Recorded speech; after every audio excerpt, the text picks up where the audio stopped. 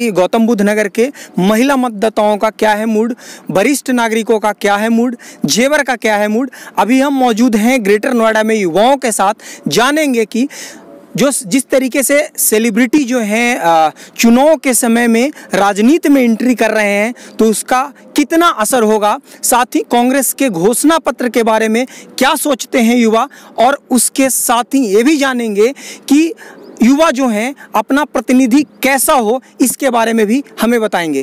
तो सबसे पहले आप हमें बताएंगे कि कांग्रेस का घोषणा पत्र जारी हुआ, आप अपना नाम बताएंगे और बताएंगे कांग्रेस का घोषणा पत्र जारी हुआ है, तो इसे आप किस रूप में देखते हैं? जी, मेरा नाम प्रांजल चतुर्वेदी और मैं शारदा विश्वविद्यालय के BLLB प्रथम वर्ष का छात्र हूँ। कांग्रेस के घोषणा पत्र में कुछ चीज़ें अच्छी हैं जो कि राष्ट्रीय हित में हैं, और कुछ चीज़ें ऐसी हैं जिनका यूथ के लिए, युवा वर्ग के लिए इस देश के बहुत अहमियत नहीं रखती हैं। जैसे कांग्रेस के घोषणा पत्र में ये बात की गई कि शिक्षा पे GDP का, हमारी कुल अर्थव्यवस्था का 6% खर्च किया जाएगा, तो ये इस देश का युवा इसका स्वागत करता है। लेकिन वहीं धारा 124 जैसी चीज़ों पे से इस देश के युवा को बहुत मतलब नहीं है, जो कि राजनीतिक चीज़ें हैं। अच्छी चीज़ों का इस देश का युवा स्वागत करता है। इस देश में शिक्षा का विकास होना चाहिए। ये तो कुल मिला के जो GDP की बात किया उसका आप स्वागत करते हैं। जी। आप किस तरीके से देखते हैं कांग्रेस के घोषणा पत्र को? जो भी, आप अपना नाम बताएंगे। मेरा नाम हरप्रीत सिंह है और मैं भी Sharda university BBA first year का हूँ।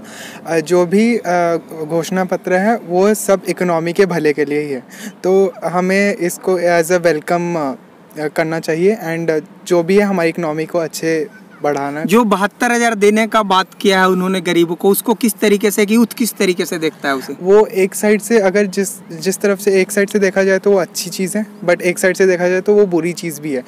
अच्छी चीज़ ये है कि हाँ वो गरीबों को बढ़ावा दे रहे हैं कि हाँ वो मतलब उनका खाना पीना जो भी वो अच्छा हो, बट उसी हिसाब से वो एक अनएम्प्लॉयमेंट भी जनरेट कर रहे हैं कि गरीब लोग काम ना करें और फिर जाके ऐसे बस पैसे मिलते रहें और अनएम्प्लॉयमेंट ऐसे बढ़ती जाएगी। तो इसलिए आप किस तरीके से देखते हैं? सर, मेरा नाम राजीव कुमार है, मैं भी शारदा यूनिवर्सिटी का सेकेंड ईयर का छात्र हूँ मीडिया से।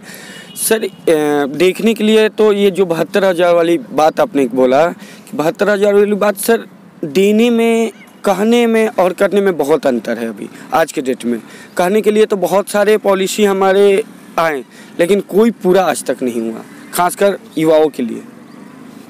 आप लोग का क्या राय है? आपका क्या राय है? आप क्या सोचते हैं कांग्रेस के घोषणा पत्र के बारे में?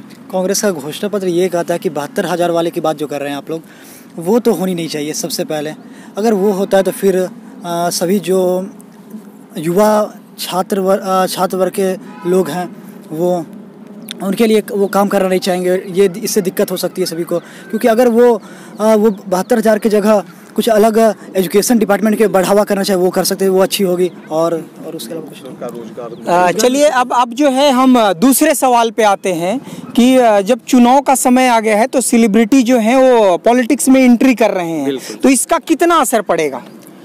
असर क्या पड़ेगा? वो चकाचौंध में रहने वाले दुनिया में, उस दुनिया में रहने वाले लोग क्या रियलिटी जानते हैं वो ग्राउंड की? उन्हें पता है क्या गरीबों की दिक्कतें हैं? कुछ भी नहीं पता है उन्हें। बहुत कम असर पड़ेगा। वो सिर्फ आ रहे हैं, एक बड़े चेहरे हैं वो, जिन्हें पब्लिक ज़्यादा जानती है, उसका वोट बैंक को फ़ायदा होगा, वही ये पार्टियाँ फ़ायदा उठा रही हैं।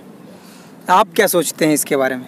देखिए, इस देश में सभी को राजनीतिक क्षेत्र में आके, जिसका भी ये इंटेंशन है, जिसकी भी ये मंशा है कि इस देश का भला हो, अर्थव्यवस्था का, लोगों का भला, उसको आने का अधिकार है। लेकिन समस्या यहाँ आ जाती है कि जब सेलिब्रिटीज़, जब केवल चुनाव के समय इनको देखा जाता है और बाकी के समय ये बिल्कुल विलुप्त हो जाते हैं, तो जिसको भारत की मूलभूत समस्याओं की जानकारी नहीं है, वो किसी क्षेत्र का जनप्रतिनिधि, सांसद, विधायक चुन के आए तो वो किस प्रकार से उसमें काम करेगा, ये एक समझने वाली बात है। कोई कुछ बोलना चाहेंगे इस सवाल के बारे में?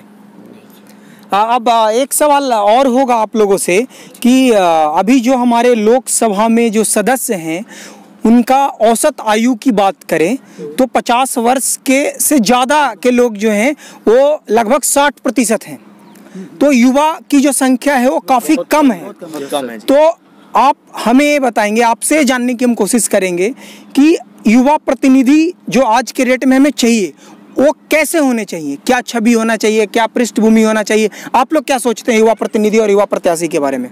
राजीव आप बताइए पहले। सर मैं ये बताना चाहता हूँ कि आजकल के जो युवा आएंगे वो समझ रहे हैं आजकल के युवाओं की समस्या, और वो उस एजुकेशन से निकल के आए हैं कि हमें, जैसे कि हम पढ़ रहे हैं और हमारा प्लेसमेंट नहीं हो पाता है तो हम बेरोजगार हो जाते हैं, तो वो इस चीज़ को समझेंगे। और कोई अगर बताना चाहते हो तो हाथ खड़े कर सकते तो वो आए तो हमें शायद, मैं उनसे यही आशा रखूँगा कि वो हमारे प्रति कुछ सोचे। आप क्या सोचते हैं? भारत वास्तव में युवाओं का देश कहा जाता है। यहाँ की 50% आबादी आज 20 वर्ष की आयु से ऊपर है, और आश्चर्य होता है, ये एक विभत्स है कि इस देश में 60% आज भी सांसद जो हैं हमारे, वो लगभग 50 साल के ऊपर के माने जाते हैं। तो युवा जो हैं उनको राजनीति में आना चाहिए। हमको अनुभव और उत्साह, इसकी हमको दोनों की ज़रूरत है। और युवा एक ऐसा वर्ग है जो मूलभूत समस्याओं को, मूलभूत चीज़ों के बारे में जानता है, यूथ के बारे में सोचेगा, तो हमको अनुभव और उत्साह दोनों को साथ लेके चलना चाहिए, यही इसमें मेरा मत है। अभी हम मौजूद थे ग्रेटर नोएडा के शारदा विश्वविद्यालय में, जहां से आपको युवाओं से बातचीत करा रहे थे। हम जान रहे थे कि क्या सोचते हैं वो कांग्रेस के घोषणा पत्र के बारे में, क्या सोचते हैं अपने प्रत्याशी के बारे में। आप इसी तरीके से जुड़े रहें ग्रेनो न्यूज़ के साथ। साथ ही ग्रेनो न्यूज़ एक अपील करता है आपसे कि मतदान करने जरूर जाएँ। गौतम बुद्ध नगर में 11 अप्रैल को मतदान होगी और मतदान करने जरूर जाएँ। आगे की अधिक खबरों के लिए आप जुड़े रहें ग्रेनो न्यूज़ के साथ। धन्यवाद।